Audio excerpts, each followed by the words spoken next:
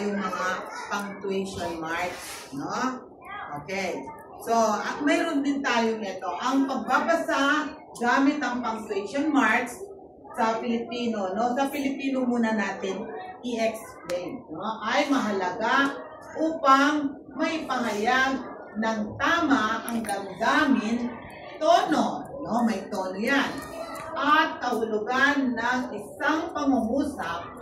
Narito ang gabay kung paano ito binabasa sa dalawang wika. So, ang pinaka-importante ay malaman at natandaan nyo yung mga punctuation marks. Dahil yan ang sinusundan natin kapag tayo ay nagbabasa ng mga kwento.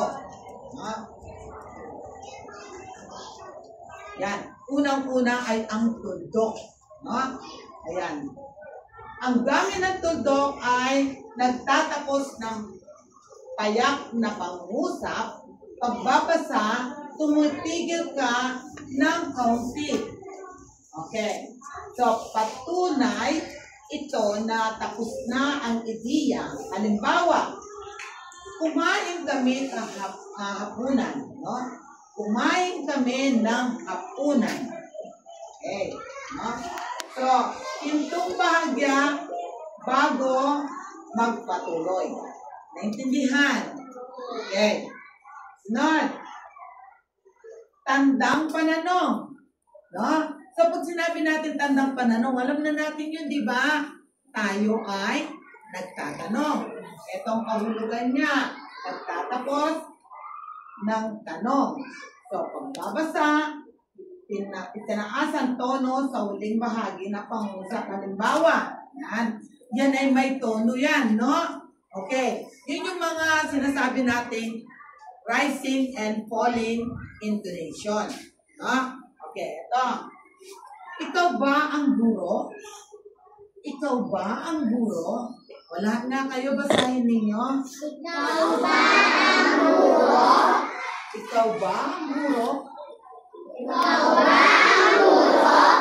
Yes. No? Ganon ang nagtatanong. Okay. Ang gamit ng tandang pananong. Dito na tayo, susunod. Dito na tayo sa tandang padamdam. No? Okay. Pag sinabi natin tandang padamdam, ang gamit niya ay nagpapakita ng matinding damdamin o utos. No? Pagbabasa, binibigkas ng may diin o emotion. No? Halimbawa, ikaw ay nasaktan. Pag ikaw ay nasaktan, no? Ayan. Tsaka ito ay binabasa ng So, dito naman tayo sa tandang padamdam. Okay, ang gamit nito ay nagpapakita ng matinding damdamin o utos. No? Pagbabasa, binibigkas ng may diin o emotion.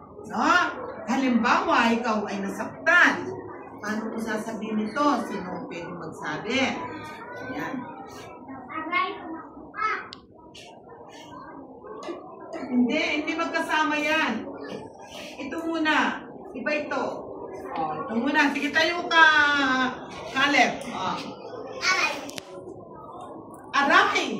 Ganon, di ba? Nasaktan ka kasi, di ba? Kumari, nasaktan ka. Aray! Yan. Iyon ay sasabihin mo, may damdamin at yun ay pasigaw mo siya sasabihin. Maliwanag? Okay. Halimbawa, dito sa pangalawang halimbawa, sino pwedeng magbasa ng halimbawa? Sige nga, Liam. Tumakbo ka! Tayo, kunin mo siya. Tumakbo ka! Tumakbo ka! Tumakbo ka! Yan, no, yan. Diba? Yun. Pwede na rin yung kay Liam. No? Ulitin mo nga, Liam. Tumakbo ka! Yes. Tumakbo ka. Yes. No? Okay. So, yan ang ating tandang padamdam. So, makikita ninyo ang bantas. No? Ano ba yung bantas ng tandang padamdam? Pagano lang siya. No? Okay. O yung pagtanaw pananaw, alam naman ninyo, di ba? O paano yung pananaw ng madamdam? Yes. Art, English. Okay, next na tayo. Okay, dito. Dito makikita rin natin yung wit sa tuwing nagbabasa tayo ng mga kwento, di ba? So dito pag-aaralan natin kung paano natin gamitin ang wit. So yan ay nagpapahiwati ng bahagyang paghinto. Yan. Pagbabasa, huminto, sandali. Pero, hindi tulad ng tuldok. Yan. Yan, huminto ng sandali. Yan. Yung tuldok, huminto ka. Tapos, magbasa. Pero dito sa quit, huminto ka ng sandali. Okay. Halimbawa, si Ana, ang kapatid ko, ay mabait. Nakuha ninyo? Sige nga, basahin nga natin lahat. Si Ana, ang kapatid ko, ay mabait. Yes. Okay. So, dapat malaman, tandaan ninyo yung gamit ng, anong tawag natin dito? Wait. Okay. Dito na tayo sa susunod. Okay. Yung tuldok. Yung tutuldok, dalawa siya. Ayan. Ito yung tutuldok. Ito ang tawag natin dyan. Tutuldok. No? So, ang tutuldok ay ipinapakilala ang kasunod na paliwanag. No? Listahan o halimbawa. No? Pagbabasa o bahagyang paghinto bago ipagpatuloy. No? O, halimbawa, yan, hinto ka muna bahagyang paghinto. Naintindihan? Ito yung tutuldok. Nakikita nyo? Tutuldok ang tawag natin dyan. No? Okay, so, ayan, dalawang bagay ang kailangan mo, lapis at papel. No?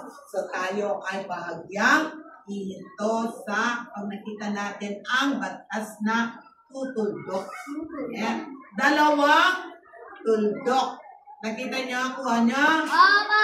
Okay. Sige. Basahin nga natin dito. Dalawa kailangan mo. Lapis at papel. Good. Okay, sunod na tayo. Wala nang tanong dyan? Na tayo. Yan. So, ito naman na batas na ito ay tinatawag natin padipi. No? Sa English, quotation mark. No? Okay. Ito ang gamit niya. Inilalagay sa mga salitang tuwirang sinasabi o binibigyan diin. No? Halimbawa, ayan, nagsusulat ka ng kwento. Tapos, si nanay ay nagsalita. So, lalagyan siya ng quotation mark or paniti. Naintindihan? Siya. Ayan. So, pag ano siya. Naintindihan? Okay. So, yan ay binibigkas na parang direktang pagsasalita. Halimbawa, ayan, siya yung nagsalita o sinabi. Sinabi niya, uuwi na kami. No? Sino nagsalita? Yung nagsasalita. No? Uuwi na kami. No? Okay, basahin nga natin.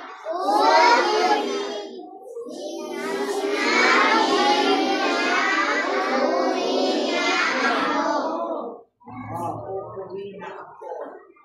Sinabi niya, uuwi na ako. Ibig sabihin, sinabi niya yung salitang uuwi na ako. Diba? Okay, kuha na ninyo. Anong tawag natin doon? Anong tawag natin doon? Paniti. So, alam na ninyo ang paniti. No? Pag nakita ninyo ang paniti, ibig sabihin, may isang taong nagsalita mo. No? Ayan, katulad nito. No? Halimbawa. Basahin mo nga, Nerjun. Uuwi na si Nerjun. Sinabi ni Nerjun, uuwi na siya. Yan, no? So, mayroon siya paniti o quotation marks. No? Okay. So, may tanong pa ba? Stop mo muna, Alika. Okay, so, babasahin kong kwento ay ang The Butterfly, no? Para makinig kayo mabuti at habang binabasa ko ito, tinitingnan nyo ang mga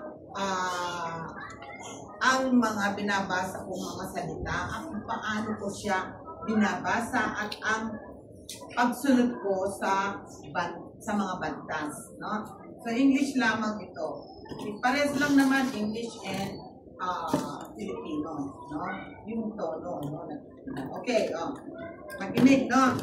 The Butterfly. One afternoon, Luisa took her little sister, Anne, to the garden. They saw a butterfly. The butterfly was resting on a flower.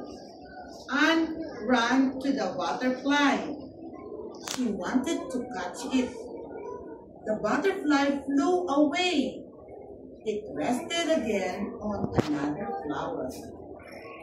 Do not discard the pretty butterfly, said Luisa. It is sucking the nectar of the flower.